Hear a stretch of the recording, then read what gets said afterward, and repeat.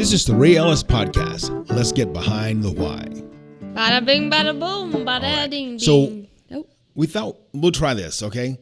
what? I know you guys get really excited when they're watching and they forget to subscribe and like. So up front, subscribe and like. Let's keep the conversation going. Today, I'm back again with my daughter, GerDonna, and we're going to be talking again. Well, it's always about what is it that God expects of us as believers. Yes. But let's do it in the context today of this CRT, critical race theory. And I only bring that up because as I've been watching the news and listening to different people talking, I've seen this conversation start to creep into the church, Right. where we have major bodies of believers who are adopting this theory. Southern Baptists. Yeah, and they're acting as if it's a great and wonderful thing, but it's running contrary to the Word of God. So why don't we get started with this conversation? We're going to introduce this concept to our audience. And what I want to do is, again, I think sometimes we're talking in concepts that are broader than the average person. Not that the average person is stupid. That's not what I'm saying.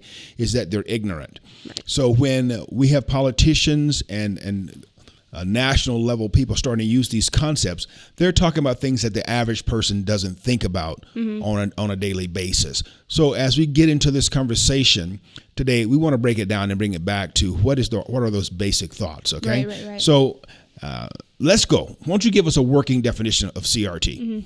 Critical race theory. You're right. All right. So really what it's, in a very basic sense of what it is. Okay.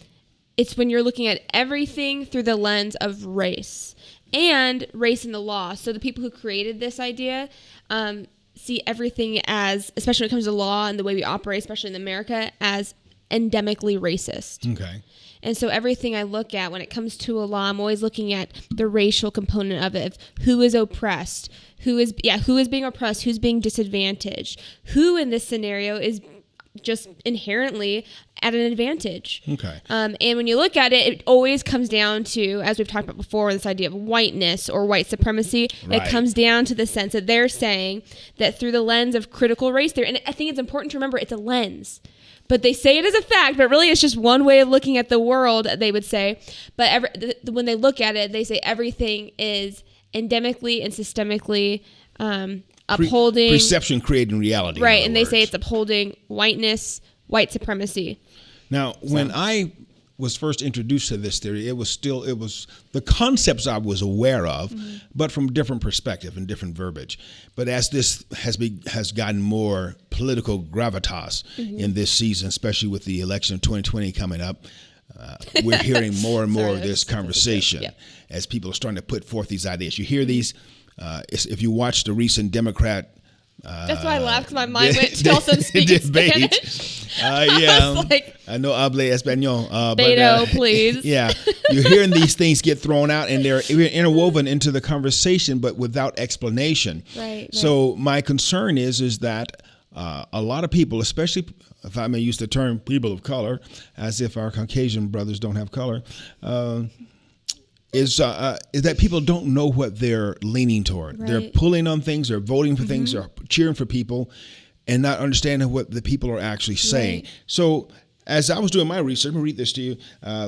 From what I could understand, and I know you said you had some contrary or contradicting thoughts from what you have seen, but what I saw was that this whole critical race theory was attributed to a doctor or professor, Derrick Bell, back in 1770.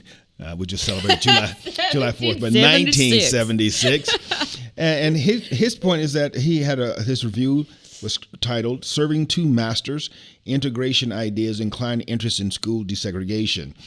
His idea is that, and I agree with him on this, that even if the civil rights movement had achieved its goals 110%, it would not have destroyed racism in America. I absolutely agree with that. I would actually agree with that as well. And the reason I agree with it is because racism is a sin of the heart. Right. It has nothing to do with whether or not I am black, white, green, or orange, because what I see now as being endorsed by the systems where we are excusing bad black behavior or bad Hispanic behavior or bad other behavior, anybody other than male white at this point, it's still racism. And it's not reverse racism. It's just racism. Exactly. So when I exalt black above white for the sole purpose of because it's black, it's still racism. Right. So what I came to get, going back to the foundation, the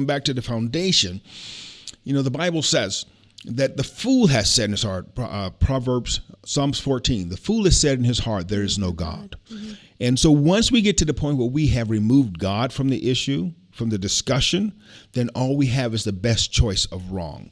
So again, let's going back to this critical race theory. I know you are experiencing it on a different level than I am, being a young female and in the world of academia. Here I am a little older than you are and in a professional world. So we see the same things differently. So let's talk from your perspective. What is it that you are observing? What are you seeing? And what is the push that you're experiencing? Well, I've expressed this before, why it's so frustrating and confusing for me. It's because a lot of the tenets, like one that you just said, I agree with. Yeah, I agree with it. But I disagree with the premise. Right. Their premise is white supremacy, whiteness, this is the evil that's happening, right? I'm like, I disagree with that. Right. I'm coming from the perspective of knowing, without a shadow of doubt, that the premise should be sin. It's sin. It's the evil of men's hearts. We've talked about this before. You look throughout history, all different types of colors of people have been evil, okay? Right. This is just a part of life. And I think we referenced that book once before, Beyond Roots, the History of the Black Man in the Bible. And I think we referenced it on one of our previous podcasts. Remind me, Ryan, I'll get that. We can add that to the credits after the show. But it talks about the three classes of the predominant classes of people, black, white, and Indian, and how if you track throughout human history, anthropologically speaking, that you see the same racist issues proposed. It just depends on who's in power. Exactly. And so we see a lot of that. It's that premise that I disagree with. And so because there's a faulty premise, the ways people want to try to fix it, I'm like, it's not going to fix it. You're making more problems because you're not dealing with the issue. You're not dealing with the issue itself. We're dealing with whiteness. We're dealing with white supremacy when really it's like, that's not it. We're dealing with issues of oppression and versus all this. And I'm like, it's not going to fix it. You remind me of this. And I only saw this movie once, and I saw it when I was overseas in Japan. So this is back in 1984, and a younger believer than I am now. 1984. There's a book about that. Yes, a book about that.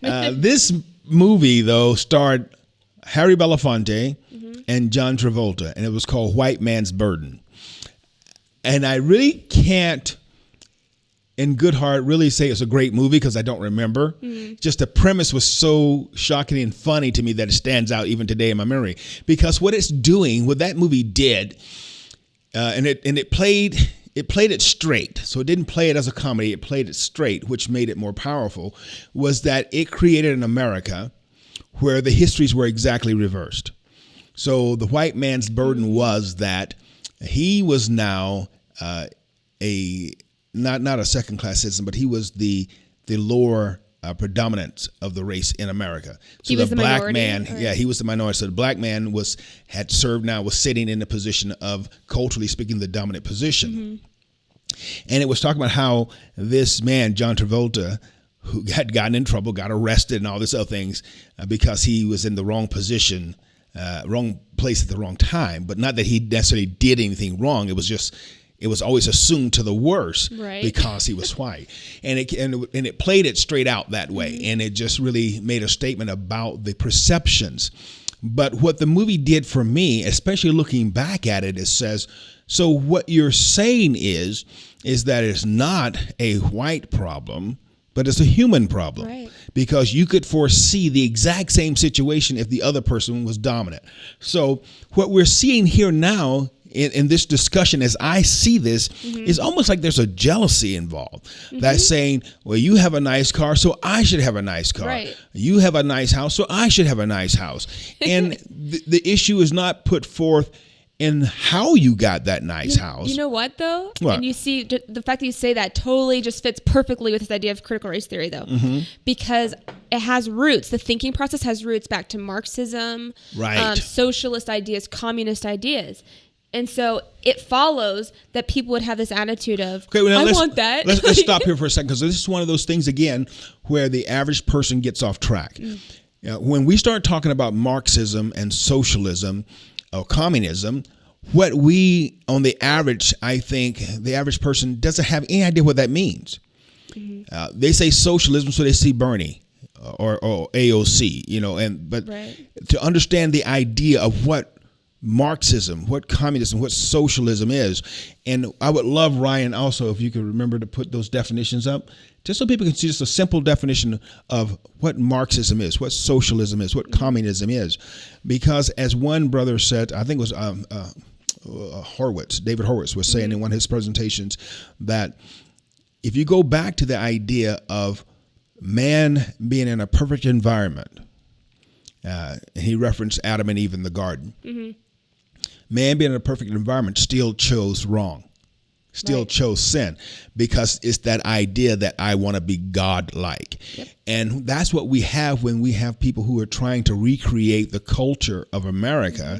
What they're doing is acting as if they are God and they have the right of engineering. So that not only do they want to live their life the way they want to, they want to have the ability to tell you how to live and what you can not only do, but what you must approve of in doing. So it's that same overpowering thing. So we start talking about socialism and everybody, oh yeah, give me.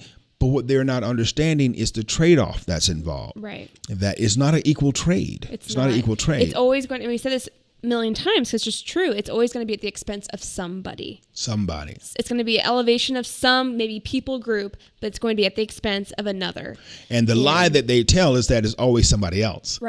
But at the end of the day, if you watch it, it's everybody. And here's what's so funny. I can't, maybe funny is not the right word, but I laugh at it. Maybe out of just like, duh. But like the fact that this movement, the critical race theory, intersectionality, all of these ideals, right? That they're actually getting white people to get on the bandwagon. And I'm like, this is hilarious, because you're actually getting white people to hate themselves, to actually usher in their own oppression, even because they see themselves as the oppressor. And then you see, it just makes no sense. And even honestly, I see this whole movement as nobody's going to win, because even black people are also ushering in their own oppression. Because if it works, it's going to continue. And I'm like, so it's kind of laughable in the sad sense. But you think about it, though, it is the exact same premise that we see have done through with Margaret Sanger and the, what do you call it? Abortion? Yeah, but the foundation she... Eugenics? No. What is Planned Parenthood and all those guys. Right. Thank you, Ryan. Because when you look at this, that's exactly what's happened to the black race, or I hate to say race because that's a misnomer, but the black people in America, because what has happened is that since we've adopted this idea that they have put forth to us, they being the power base predominantly representing the Democratic Party, true fact, represented within the Democratic Party, go back, check your history, you will find that we, in adopting that mentality, have been our own worst enemy. We're destroying ourselves as a people while championing and celebrating our liberty and our power, but we're slowly but surely bleeding ourselves out. And that's what this system, as I see it, represents. Now, there were 5 components that were represented here. Let me read these to you. Here is the 5 tenets, though, of the CRT that was presented by Professor Bell. 1, counter storytelling. 2, the permanence of racism. And 3, whiteness as property.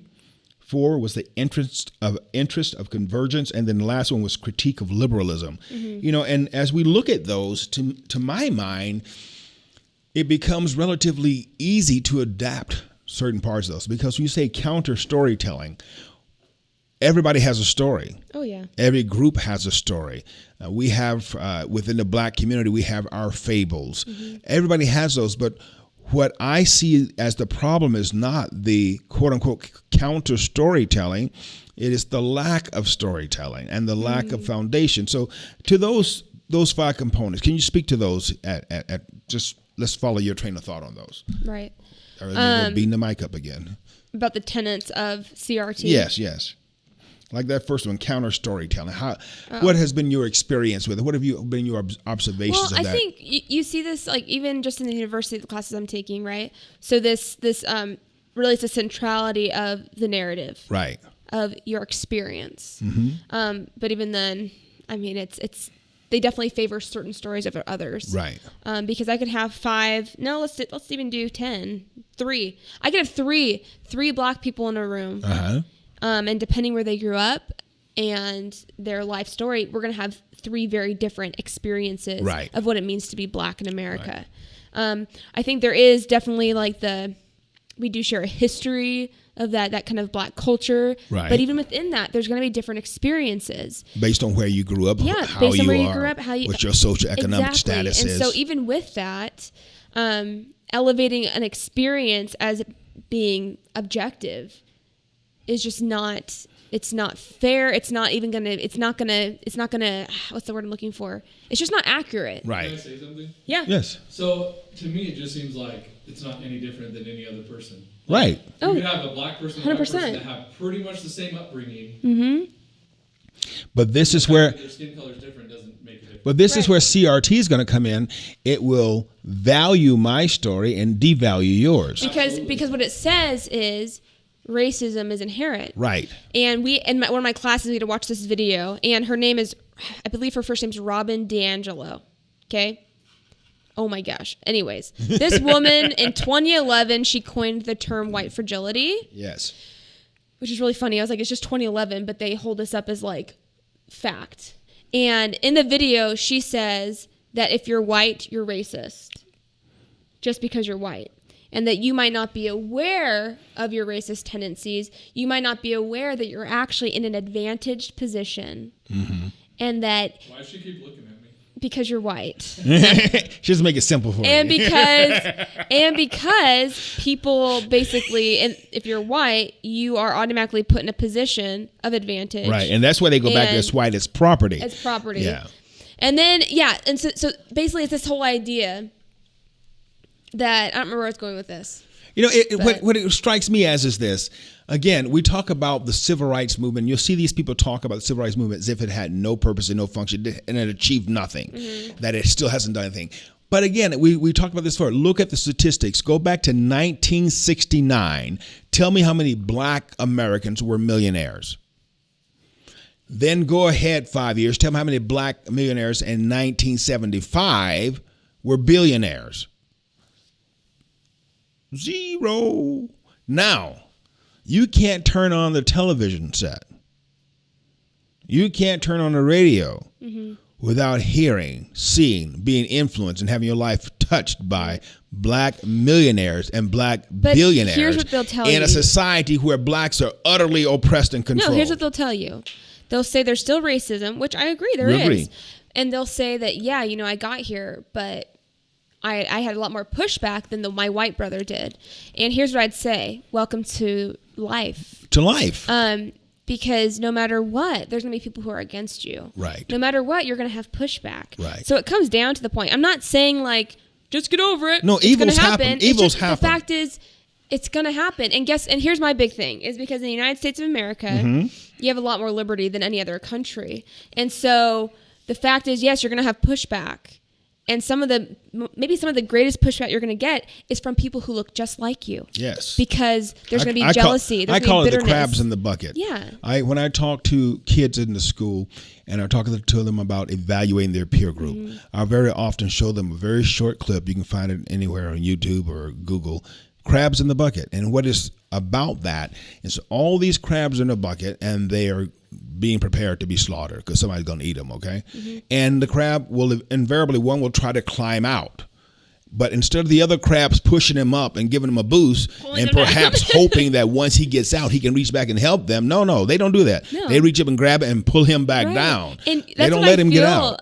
Even this whole thing, that's how I feel how it is. It's like, because even in life, you start getting some success, people are going to be like, here's the great lie, though.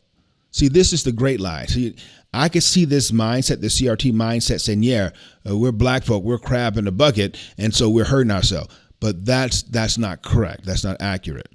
What we have to understand is that, let's just say the bucket that we're talking about is America. It's the American bucket. And all of us are crabs. Right. You got black crabs and white crabs and brown crabs and yellow crabs and red crabs and rainbow crabs. You got crabs of all sort and type in this bucket. But what is happening is that when we try to elevate ourselves, other crabs in this bucket is pulling us down. Now, when the crab is pulling you down, he's not telling you that he's trying to defeat you. He's anxious. He's aggressive. He's trying to, in his own mind, maybe trying to help you. But in reality, he's pulling you down. And when we look at this context here, now I refer back to CRT and how we're looking at this contrast of race, which at the time this thing was floated, it only consisted of a black and a white America. It didn't take in considerations the idea that there were Indians and Asians and all those things. It wasn't part of the argument. Now, having grown up in Selma, Alabama, especially in the time that I did during the Civil Rights Movement, I remember my world was black and white. It was. I knew there were other races and other. I keep using the word because that's we know what you contemporary how we use it. Other races of people, but it never entered my mind as being an issue. So it wasn't until I left home and joined the Marine Corps, and then I met people who were actually Puerto Rican, and I met people who were actually Indian or American Indian, people who were Mexican. All of a sudden I start realizing that these people are real. Their issues are real. Their issues are contemporary to my issues, and they're out there. So all these things were happening at one time, and they're all crabs in the bucket. And so if I reach up and I try to pull my Mexican brother down, I'm only keeping everybody in the position to be slaughtered. And if I pull my white brother down, I'm doing the same thing to everyone. I'm working against the good of the whole. So using your example of crabs in the bucket, I would say, yep, great example. What someone who really is embracing CRT would say is, yes, all of the colored people are those crabs in a bucket. And the white people have been so privileged that they're above the bucket. See, and that's what they would say. And that's where the lie comes in. Like they're on the fringe of the bucket. Because they're all in the bucket, even our white brothers in the bucket. How do we know that? Because right now there's an all-out attack, especially against heterosexual, especially Judeo-Christian white males. There's an attack. Look at the way the media treats President Trump. Look at the way they come against everything he does. And I'm not endorsing everything that President Trump does, but I'm looking at this as an example. I'm saying the attack that's on him, even the way the Democrats have turned against the male whites in their own party. You know, I saw Kamala Harris go after Joe Biden, and the stuff that she was spewing had little basis in fact or truth. But yet it was being spewed out there. It was being supported by the media.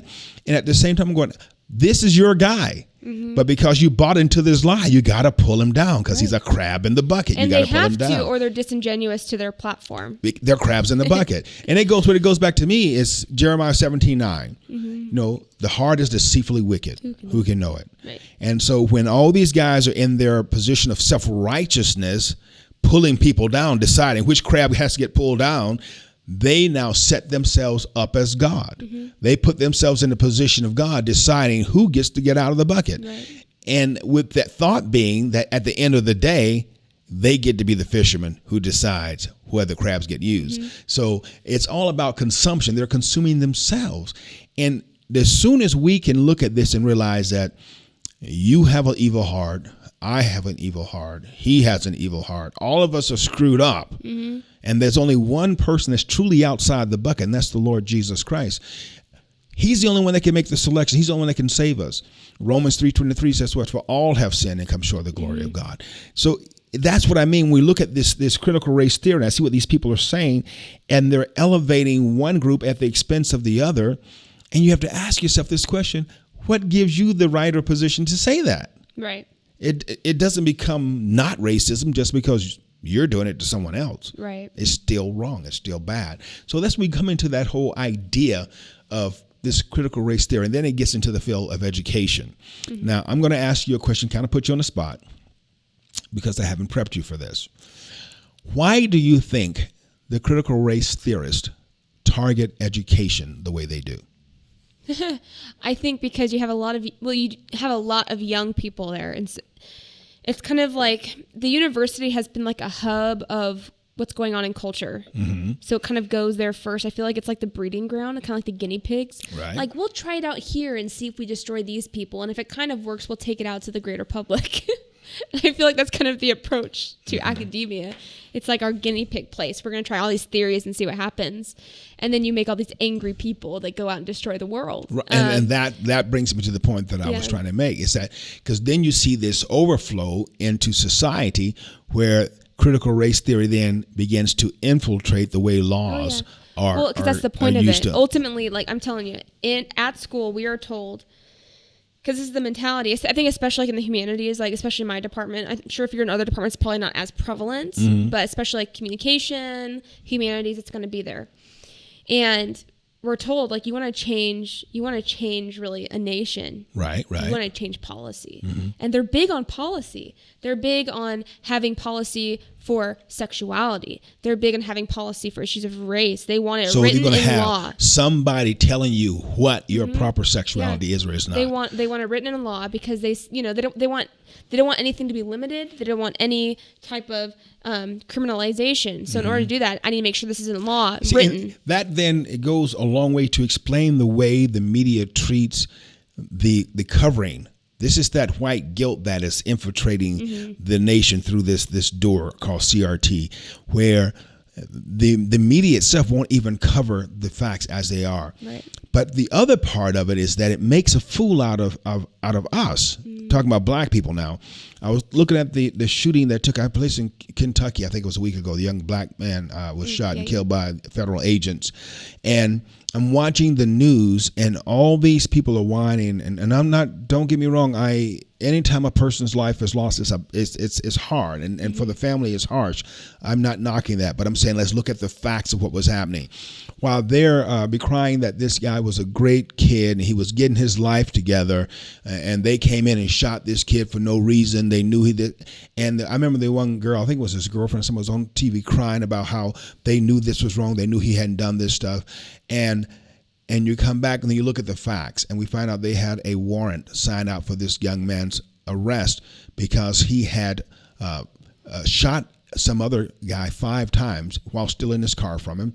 The young man himself had posted videos of himself, with the thug life, with drug money and automatic and fully automatic weapons and semi-automatic weapons, and just claiming the thug life and making the statement that when the police comes after me, they're going to come get me, And so, what it do? It makes a fool out of us because now we can't even look at the people in our community and call wrong. Right. Back in remember the election, the campaign back before the last election, 2016, where then candidate Trump was saying that Chicago and Detroit are examples of the black community failing. Right. And everybody called him a racist because he said that. But we totally ignored the fact that the communities are failing. That the fatherless child rate is astronomical, that the poverty rate is astronomical, that the homicide rate is astronomical. And that's not white folk going in there shooting each other, shooting the black folk. That's not the Mexicans coming and shooting. That's black on black crime. Here's what gets me, because they say, the same people who are proponents of CRT would say that, the system has created this. The system that's inherently racist has created this. And you know what I'd say to them? I agree. Who's in power in those cities? Right. Democrats that rule those cities. And so this is where I have my issue, especially like when I'm at school and I'm like, I get this like weird dissonance in my head because I'm like, I kind of hear what you're saying, but you're wrong because I disagree with the premise. But then you're kind of right, except the policies that you are proposing. Proposing. Proposing is a new word for the dictionary. Put it in there somewhere. But the policies you're proposing are oppressive. Right. And so it's like I heard this, I forget who it was. I was listening to one of the commentators talking, and they were discussing the issue at the border. And the same thing came up and said, they always start the conversation in the middle of the narrative. Right. And so they'll come out and say, now they say, formerly it wasn't, now they say there's a crisis at the border. The borders are overcrowded. Those facilities are overrun. And then they start from there. But they don't start from the beginning and say, why are those facilities crowded? Why are they overrun? They're overrun because of decisions that you made. Right. And so what we come to now, we come to these situations and we say, well, yes, there is crime in the inner city. Yes, there's fatherless homes in the inner city. But then I go, well, why are they that? I can go back into society and history, and I can see Detroit and Chicago as those being, not perfect, but bustling communities with all levels of society, business, art, entertainment, all these things, education happening within the community. They're all there. Paradise Valley was a fantastic community in Detroit, where the arts, some of the greatest musicians went through there. You name it. Did they have sin and vice? Yes, they did. But the whole community now no longer exists. Right. It's a parking lot. And those inner cities are just like third world countries, and they're being ruled by this thought, this critical race theorists who are predominantly part of the Democratic Party, who are pushing these thoughts through. And we, as a community of black people, when we buy into this, that's why I said earlier, I don't think people understand the words that are being used, not in the real context. No, because if you look at them, if I asked any random person, is racism wrong? They'd be like, yeah, it's wrong. Absolutely, it's wrong. Do you believe in equality? Yeah, I believe in equality. Do you think men and women, should be equal when it comes to rights? Yes, I do. Of course, it looks good on paper.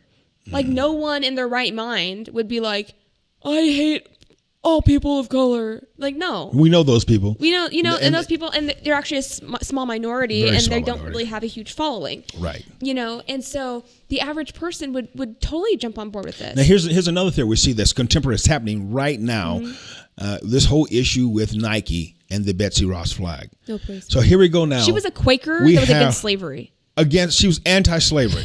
Like, she's a Quaker. You guys see the picture of that flag up at Obama's? Yes, it's at his inauguration. And it was fine then. But that's what I'm saying. When you get to this and you go with this critical race theory, you get to be a crab in the bucket. So no matter what happens, you got to pull the next guy down. You can't let him go up. And so now this Kaepernick comes in and says, well, this is a racist issue. You go, based on what, Mr. Kaepernick? Based on what? How is that a race? So that issue never comes up. You just start in the middle of the narrative. So again, you're taking historical images and applying concurrent values to them. But that's what we do in academia. That's what we do in academia. Because it's basically the whole point is, like, we always have to look back through history. And it's funny because these same people will say, well, you're not looking at history. No, I'm looking at history. You're not looking at history. Right, you're not looking at history. Because you're looking at it through a revisionist lens. Right. And you're applying what happened then to now.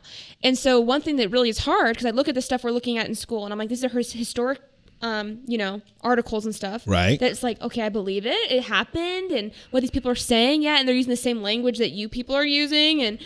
But the difference is they were actually fighting for something. Let me stop you here. Okay. Tell them talk to the audience for a minute and tell them the experience you had when I had you read the book Beyond Roots, The History of the Black Man in the Bible. Oh, yeah. Oh, I was having struggle with it. That book was written in the 80s. Right. It's written in the 80s.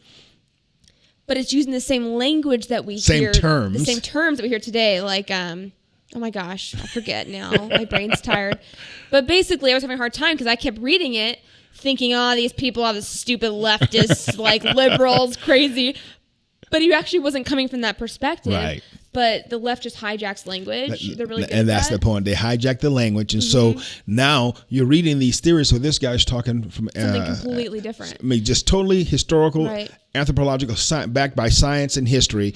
And he's using these terms in their correct context. And you're going, and I was watching you as we were talking, is that you were having a reaction to it because of today's definitions. And you're like, you can't do that. You can't redefine the words from history. But you have to take them in their context. Like, they'll be willing to pull things from Martin Luther King Jr. and everything. And I was like, the difference is what he's talking about, there actually was a real problem. There were real issues. I'm sitting here trying to think. I was like, okay, the stuff they argued for, and they actually made real change. What's the difference? I was like, the difference is today we're fighting the wrong battle. They're trying to fight a battle that was already fought in the 60s. They're trying to fight a battle. And they're reversing the wins. And they're reversing it. I was like, okay, guys, 1865, slaves were freed.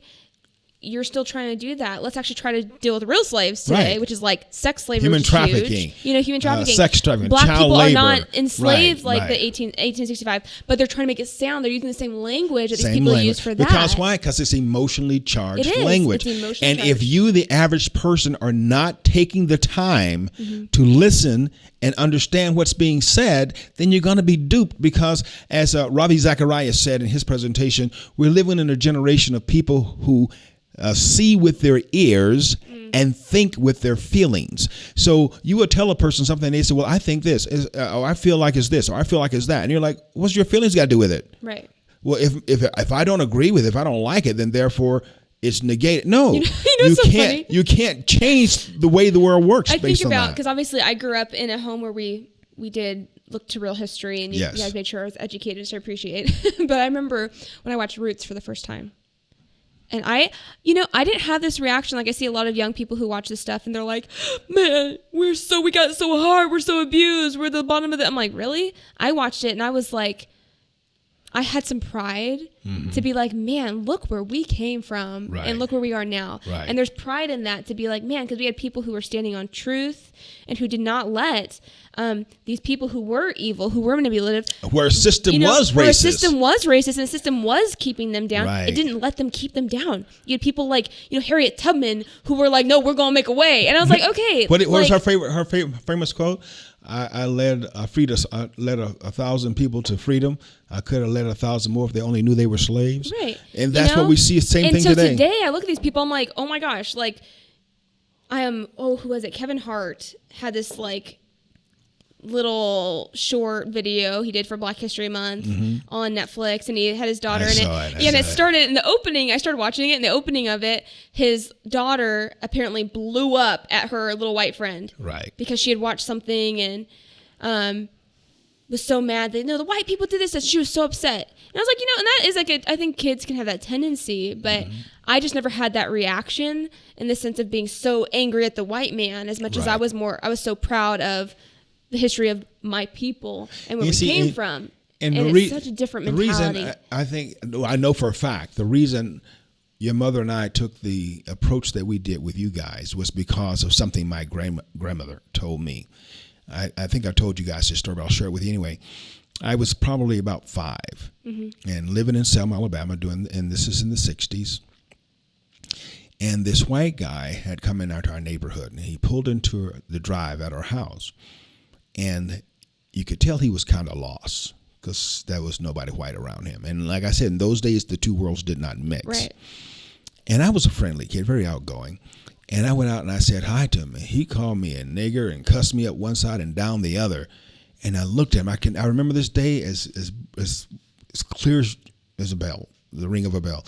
I was wearing a pair of jean shorts, cutoffs, no shirt, no shoes. Little black kid. And I'm looking at this guy, and he's cussing me out and calling me this and calling me that. And I remember I got so mad, I just balled my fist, and I just had tears on my face. I was so mad. And he backed up and took off. And my grandmother was sitting on the front porch. She didn't say a word. She's just watching. She didn't say a word. And she's just looking at that guy and looking at me. And I don't know what she was thinking, but I know what she said to me after. I would have had a few choice words for him, probably. And as she's watching, he didn't get out of the car. So she just watched. And when he pulled away, I just stood there staring at him, just so mad I was shaking. And she said, come here, baby. And she called me over to her, and she pulled me up to her knee, and she said, get on Grandma's lap. Put me up on her lap. And I'm sitting there, and she said, now I see you mad. And I said, Mama, white folk evil. She said, baby? And she kind of giggled. I said, no, Mama, white folk evil. She said, let me tell you something. She said, you remember this as long as you live, okay? She said, there's some good white folk and there's some bad white folk. There's some good black folk and there's some bad black folk. She said, whatever you find people are, you let them be what they be. She said, but you do right.